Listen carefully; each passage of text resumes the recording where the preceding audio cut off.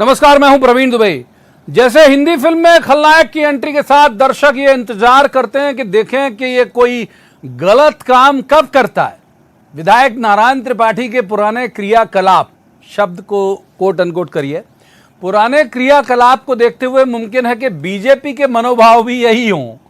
तो जिस तरह से पहली बारिश में ही उतर जाते हैं रंग, जावेद अख्तर का बहुत खूबसूरत शेर है कि नर्म अल्फाज भली बातें मोहज़्ज़ब लहजे, पहली बारिश में ही ये रंग उतर जाते हैं। खैर, तो रंग बदलने में माहिर नारायण त्रिपाठी के असल रंग देखने पार्टी को बहुत इंतजार नहीं करना पड़ा।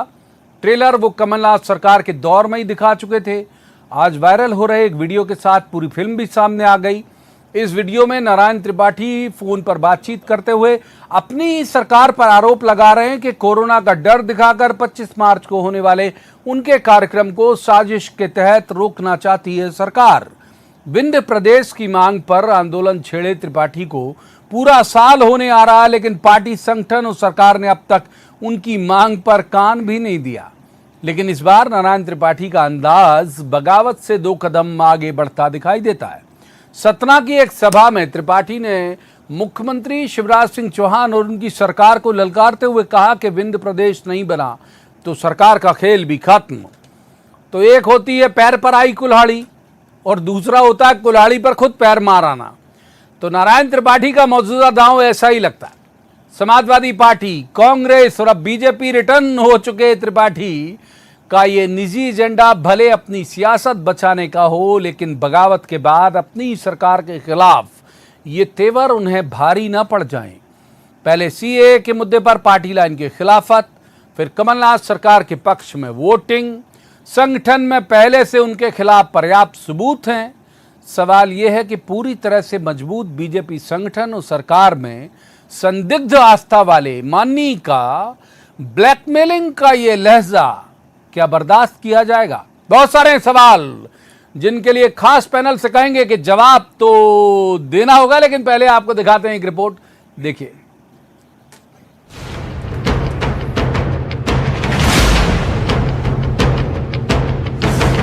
कब तक अपने ताकत से, सत्ता के घमंड से या कोरोना का भय बता के, कोरोना का डर बता के कब तक लोगन का चूसत रही है, कब तक बचे रही है।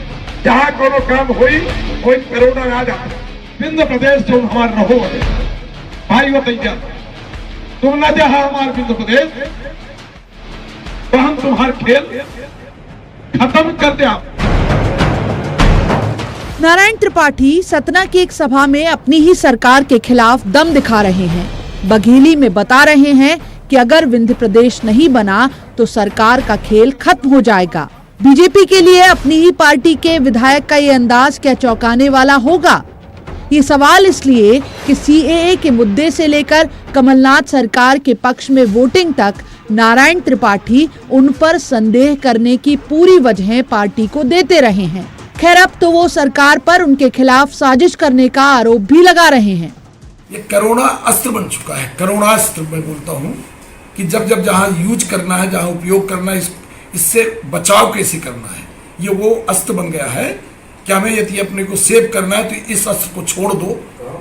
अब कौन दोषी बनना चाहेगा? अब विंध्य प्रदेश की जमीन बनाकर सरकार को दी गई नारायण त्रिपाठी की चुनौती का पार्टी पर कितना असर हुआ, ये भी सुन लीजिए। संगठन की तरफ से ये जवाब आया कि एक व्यक्ति की महत्वाकांक्षा के पीछे लाखों लोगों की जिंदगी से नहीं खेला जा सकता। किसी की राजनीतिक महत्वाकांक्षाओं की खातिर जनता को कोरोना में नहीं झोंक सकते। बाकी कांग्रेस तो घर के भेदी की गुंजाइश तलाशते नारायण त्रिपाठी से सहानुभूति भी जता रही है और उनके सवालों में सुर भी मिला रही है। निश्चित तौर पर नारायण त्रिपाठी जी विधायक जी हैं, कोई वहाँ पे महाकुंभ करना चाहते हैं, विंध्य महाकुंभ, उसको अनुमति मिलना चाहिए। राजनीति में टाइमिंग का बहुत महत्व होता है, तो 2 साल बाद होने जा रहे विधानसभा चुनाव के मद्देनजर नारायण त्रिपाठी की विंध्य प्रदेश की टाइमिंग एकदम सही थी। लेकिन त्रिपाठी ने बड़ी जल्दी तेवर दिखा दिए। क्या माननी का ब्लैकमेलिंग का ये अंदाज बीजेपी में सहन किया जाएगा? जवाब तो देना होगा। सतना से शिवेंद्र बघेल और भोपाल से अनुराग श्रीवास्तव के साथ bureau report, news 18 Madhya Pradesh Chhattisgarh. तो रस्मन सबसे पहले मेहमानों का परिचय मैं आपसे करा दूं। हमारे साथ हैं डॉक्टर हितेश वाजपेयी, बीजेपी के वरिष्ठ नेता हैं और बड़े विद्वान प्रवक्ता भी हैं। डॉक्टर वाजपेयी का स्वागत है। दूसरे मेहमान भूपेन गुप्ता, एक कांग्रेस के वरिष्ठ नेता हैं और वो भी बहुत बड़े विद्वान व्यक्ति हैं। भूपेन जी का बहुत स्वागत। और तीसरे मेहमान पत्रकारिता का बहुत चर्चित चेहरा है और इस इलाके से वाबस्ता है जिसका हम जिक्र कर रहे हैं आज, मृगेंद्र सिंह। मृगेंद्र जी का भी बहुत बहुत स्वागत है। शुरुआत करते हैं डॉक्टर वाजपेयी से। डॉक्टर वाजपेयी, पहले सीएए के मुद्दे पर पार्टी लाइन के खिलाफ जाना, कमलनाथ सरकार के पक्ष में वोटिंग करना, संगठन तो आपके यहाँ इसी बात को लेकर मशहूर है कि साहब लिस्टिंग करके रखता है। ऐसी क्या मजबूरी है कि नारायण त्रिपाठी जरूरी है? देखिए, मुझे लगता है जिस बात की ओर आप इशारा कर रहे हैं उसका मजमू आपको पता ही है और कोई ऐसी नई बात नहीं है। मुझे लगता है कि देखिए, मैं तो आपके पटल पर पार्टी जो तय कर लेती है या घोषित करती है उसको रखने की मर्यादा रखता हूँ। ठीक है। और बाकी तो आप लोग दोनों बहुत मूर्धन्य लोग हैं साहब, अभी दोनों पूरा पोस्टमार्टम सामने रख देंगे, ऐसा थोड़ा ना कि नहीं रख देंगे। मगर हम कार्रवाई नहीं कर पाएंगे ना डॉक्टर साहब। लेकिन हम सर दोनों कार्रवाई नहीं कर पाएंगे उनके लेकिन खिलाफ। सर हमसे ज्यादा आप लोगों को पता रहता है। डॉक्टर साहब बोलो, आज तो कुछ बोलो। नहीं क्या बोले साहब। देखिए साहब, पार्टी लाइन पे चलना है, हमारा काम है पार्टी लाइन पे चलना। तो पहले तो हम तो चले, तो हम तो चले मतलब आपने बुला लिया, हम बैठ गए तो ऐसा मतलब थोड़ा ना कि स्वेच्छाचारी जो मन में आया वो बोलते चले जाए। हम भाई, हमको तो पार्टी में ही रहना है साहब, अच्छे से रहना है। और हमारे लिए तो पार्टी माँ के समान है। तो स्वाभाविक है कि हमारी मर्यादाएं, जो मर्यादा छोड़े वो अपनी जाने, ठीक है। एक बार भूपेन जी का रुख कर लेते हैं। भूपेन जी, ये एक बिल्कुल सीधा सपाट, बिल्कुल कट टू कट सवाल पूछूंगा। नारायण त्रिपाठी क्या कांग्रेस का टूल है?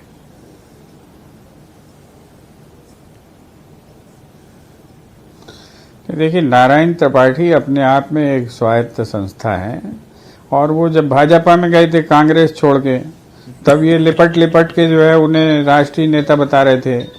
और अब जब इनसे जो है छिटक रहे हैं तो ये जो अभी देखिए डॉक्टर साहब अभी भी टिप्पणी करने की स्थिति में नहीं है। वो कह रहे हैं कि साहब मुझसे मत टिप्पणी करवाइए। दूसरी चीज़ मैं आपसे एक बात इंगित करना चाहता हूँ कि जो सीएए का जो पर उनका जो स्टैंड था, आज उस स्टैंड पर तो इनकी पार्टी खड़ी नहीं है। ये आसाम में कह रहे हैं, इन्होंने अपने घोषणा पत्र में लिखा है कि हम सीएए में संशोधन करेंगे और सीएए लागू नहीं करेंगे। तो जब जो पार्टी खुद ही अपना स्टैंड बदल चुकी है, अगर वो मुद्दा है उनके अनुशासनहीनता का, तो ये अपने आप में बेमानी है।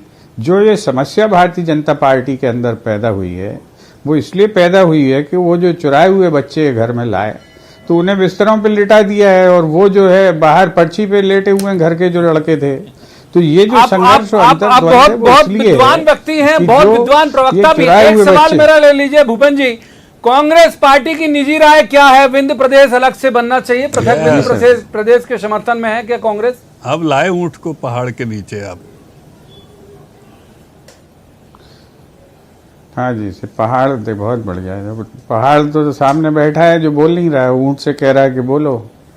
तो डॉक्टर साहब कुछ तो बोलो। मैं ये बात आपसे कहना चाहता हूँ कि भारतीय जनता पार्टी जो है सामंतशाही के युग में देश को वापस ले जाना चाहती है। कांग्रेस पार्टी ने बड़े परिश्रम करके आजादी के संघर्ष के बाद 575 रियासतों को जोड़कर एक बृहद भारत बनाया, महान भारत बनाया। उसको ये टुकड़ा टुकड़ा गैंग जो है भारतीय जनता पार्टी के अंदर, ये उसको छोटे छोटे राज्यों में बांटना चाहती है। अभी महाकौशल की मांग भी इनके एक नेता उठा रहे हैं, एक नेता इनके जो है विंध्य की मांग उठा रहे हैं, और जो है एक नेत्री जो है पिछले कई सालों से बुंदेलखंड की मांग उठा रही हैं। तो ये जो है वापस पहले सवाल बहुत रख दिया, तीसरे मेहमान को स्टेट ऑफ माइंड से इसके बाद आऊंगा आपके पास। मृगेंद्र जी को मृगेंद्र जी उस इलाके से बहुत मैं आ जाता हूँ, मृगेंद्र जी को शामिल कर। हम इसके पक्ष में नहीं, कांग्रेस के पक्ष में नहीं, क्लियर कट उन्होंने बोल दिया। मृगेंद्र जी, विंध्य के इतने बड़े बड़े नेता हैं, आप खुद इस इलाके से बहुत वाबस्ता है, वहीं के आप हैं, तो केदार शुक्ला, राजेंद्र शुक्ला, ये सब ये नारायण त्रिपाठी के झंडे के नीचे आएंगे। पृथक विंध्य की मांग करने वाले नारायण त्रिपाठी, क्या विंध्य के तमाम उन बड़े बीजेपी के नेताओं की मांग मान लिया जाए या फिर ये खुली बगावत का ऐलान है? मृगेंद्र जी, देखिए, मुझे लगता है जैसे आपने कहा, मैं